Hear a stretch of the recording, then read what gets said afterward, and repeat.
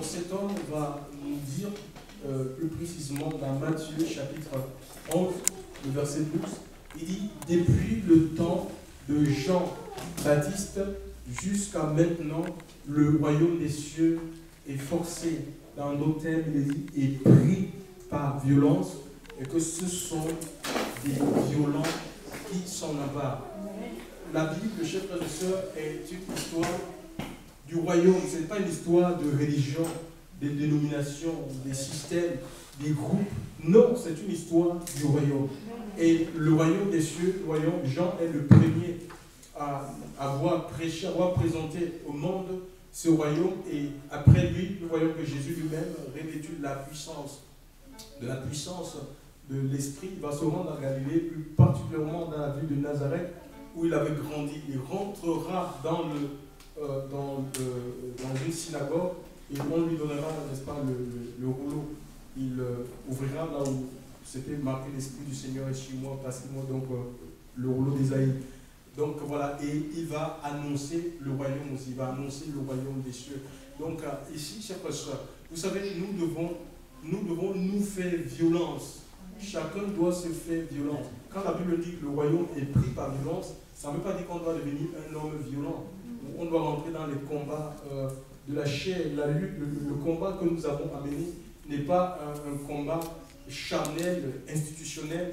C'est un combat qui est d'ordre spirituel. Alléluia. Nous n'avons pas à lutter contre la chair ou le sang, mais contre les dominations, les principautés, les autorités, les méchants esprits dans les lieux célestes qui, quelquefois, paralysent, bloquent les ossements à nos prières. Nous avons l'exemple avec Daniel. Alors qu'il cherchait la face de Dieu, puis il y avait une principauté dans les cieux qui avait bloqué les ossements. Et pourtant, le premier jour où son cœur cherchait Dieu, le Seigneur l'avait exaucé, mais c'était bloqué, chers frères. C'était bloqué par un démon. Donc ici, il est question, chers frères, vous ne devez jamais, vous pouvez être appelé par le Seigneur. Chers frères, vous pouvez avoir les dons de Dieu en vous et ne jamais rentrer dans votre établissement. Donc nous ne devons pas. Donc, il est question ici vraiment de se faire violence déjà à sa propre chair. Parce que ta chair peut te disqualifier devant Dieu. Il y a des gens qui se contentent, oui, le Seigneur m'a appelé, il m'a donné ceci, mais la chair, c'est parce que la chair est inimitié contre Dieu. Celui-ci, nous vivons dans la chair, nous dit l'apôtre Paul dans son épître aux Romains chapitre 9, verset 13, il dit, vous mourrez. Il ne s'agit pas de mourir physiquement, de mourir spirituellement. Nous allons perdre la vie de Dieu. Alléluia. Et si nous avons besoin de la vie de Dieu, c'est elle qui nous porte et qui nous permet de rentrer effectivement dans les promesses que le Seigneur a pour chacune de nos vies, chers frères et sœurs dans le Seigneur. Donc, il est question de refuser la vie de la chair, la vie du monde. Il est question de se séparer. Les chrétiens sont trop mélangés. On ne peut pas faire la différence, on n'arrive pas à faire la différence entre les chrétiens et les païens, même sur le plan vestimentaire. Quand ils sont avec les païens, ils s'habillent comme les païens. Comment les païens qui savent vont reconnaître que vous êtes enfant de Dieu? Ça sera difficile. Chers frères et sœurs dans le Seigneur. Donc il faut faire violence à sa propre chair. Nous devons refuser le péché. Nous devons refuser la compromission. On ne doit pas rentrer. Quand il y a quelque chose, un dysfonctionnement, on doit être à même de dénoncer. Parce que le fait de ne rien dire, on est dans un pays où, bon, sous le couvert du politiquement correct, on ne dit rien en fait. Parce qu'on a peur d'être pointé du doigt, on a peur d'être indexé. Et ça veut dire que nous participons au péché, mais de manière indirecte. Si on voit des actes, des injustices se commettre, on n'arrive pas à prendre position pour le Seigneur. On n'arrive pas à dire non, ça, on n'a pas le droit de faire ça dans une assemblée où on est censé chercher Dieu. On est censé suivre le Maître. Chers frères et sœurs, c'est des choses qui peuvent nous disqualifier. Les gens ils pensent que c'est seulement le péché, des péchés grossiers qui nous disqualifient devant le Seigneur. Le péché par omission, on sait faire quelque chose et on ne le fait pas, ça peut nous disqualifier, chers frères et sœurs, devant le Seigneur. Ça peut nous discréditer devant le Seigneur. Le royaume est pris par violence. Il faut vraiment se faire violence. Parce qu'en fait, il y a le royaume des cieux. Paul dit c'est la paix, c'est la joie, c'est la justice par le Saint-Esprit. Romains chapitre 14, verset 10. Il dit paix, joie, justice par le Saint-Esprit. Le monde est dans un piteux état, chers frères et sœurs. Il y a trop de tensions, de troubles. Et ça fait peur. Nous avons besoin de cette paix, mais c'est une paix, une joie qui est produite par l'Esprit de Dieu. Ce n'est pas une paix, une joie qu'on peut fabriquer ou qu'on obtient parce qu'on a bu de l'alcool, on a fumé du shit, ou on a sniffé, comment ça s'appelle, le cannabis, l'héroïne, la cocaïne. Non, c'est une paix, elle est spirituelle. Hein, et la justice, ce n'est pas une justice humaine, ce n'est pas une justice religieuse, c'est pas quelque chose, je ne vais pas essayer de faire des choses pour me faire passer pour quelqu'un de juste. C'est le Seigneur, c'est une justice qui est imputée. C'est le Seigneur qui t'impute sa justice et sa nature. En Christ, on devient une nouvelle création. Les choses anciennes sont passées, chers frères et sœurs. Et toutes choses sont venues parce qu'on est revêtu de la justice de Dieu, mais on va manifester cette justice, chers frères et sœurs. Dieu nous revêt de sa justice pour qu'on puisse la pratiquer. On pratique cette justice. On ne peut pas accepter le favoritisme, les injustices. Non, chers frères et sœurs, on ne peut pas être partisan de ces choses. Il faut se faire violence, chers frères et sœurs, sinon on ne rentrera jamais. On sera ni dans la paix et on va, les choses qui doivent contribuer, chers frères et sœurs, aussi à nous qui consolident la paix que Dieu a mis en nous. Notamment les promesses qu'il nous a faites. Alléluia. Il y a des promesses que Dieu fait. Nous avons chanté, il y a des promesses universelles, oui, et d'autres sont individuelles. Il y a des choses que Dieu nous a dit de manière individuelle, qu'il veut accomplir dans notre vie de manière individuelle, mais il faut être en marche, chers frères et sœurs. Il faut suivre la voie de l'esprit. Ne suivez pas les hommes, ne suivez pas les groupes. Chers frères et sœurs, il y a des groupes qui sont comme des faux sceptiques, même des groupes de maison. Moi, j'ai vu des sectes. Je suis allé en Afrique, on a visité. Dieu nous a permis, conduit par le Saint-Esprit.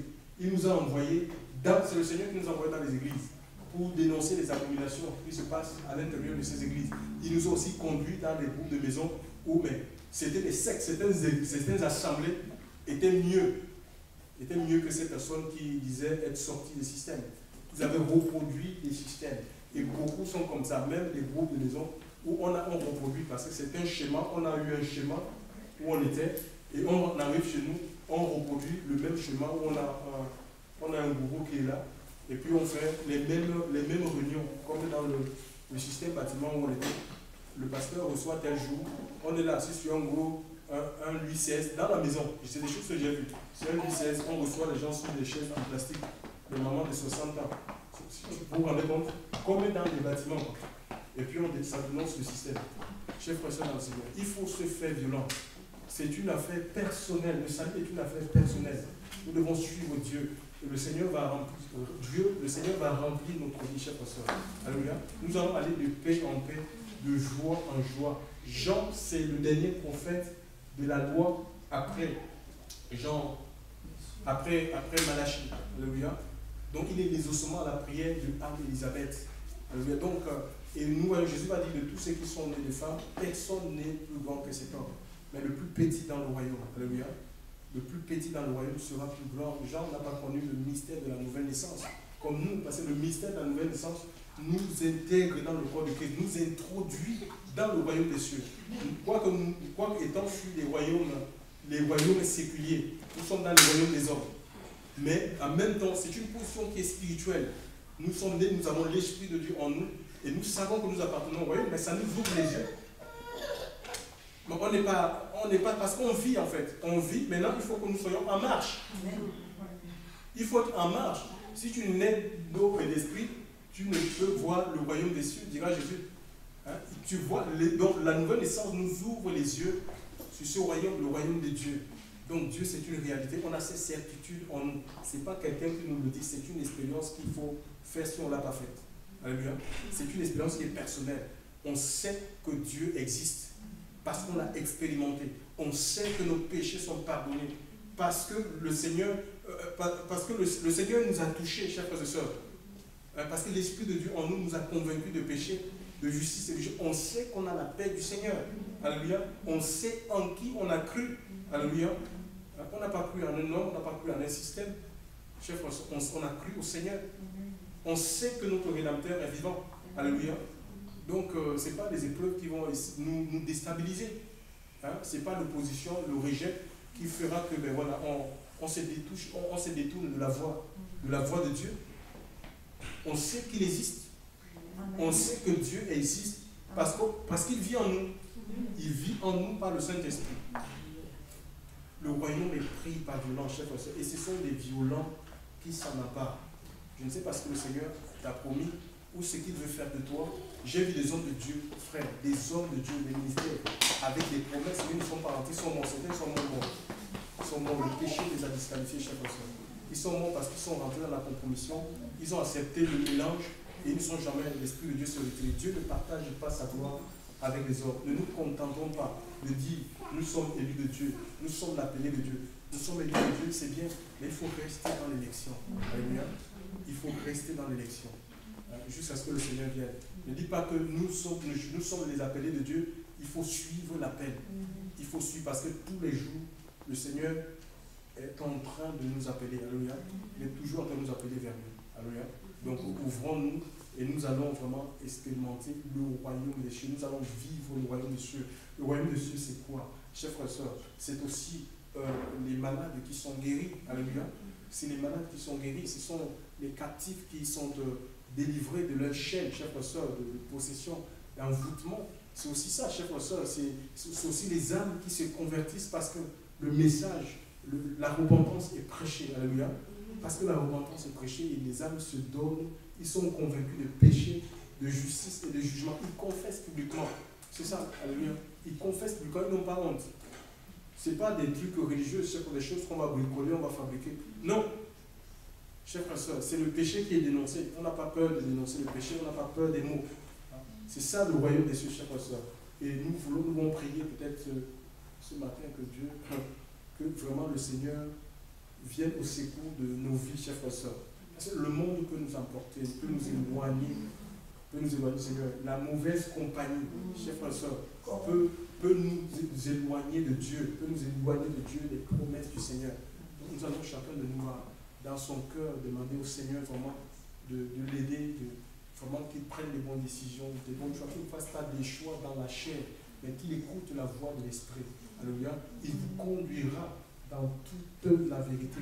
Pas dans l'erreur, ne pas te conduire dans l'erreur, dans le mensonge, tu es dans un brouillard, tu ne sais même où tu en es. Chers frères et sœurs, non, c'est dans la vérité. Je vous instruirai. Il y a un psaume qui dit, je t'instruirai et je te montrerai la voie que tu dois suivre. Alléluia. Je te montrerai, ce n'est pas les hommes, c'est le Seigneur. Mon ami, c'est l'Esprit de Dieu, c'est l'Esprit de révélation. Il te montre la voie que tu dois suivre.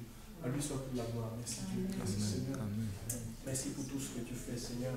Tu es grand, tu es puissant. Seigneur, ton règne n'a pas de fin, Seigneur. Encore en ces instants, Seigneur, nous voulons vraiment, Seigneur, te louer.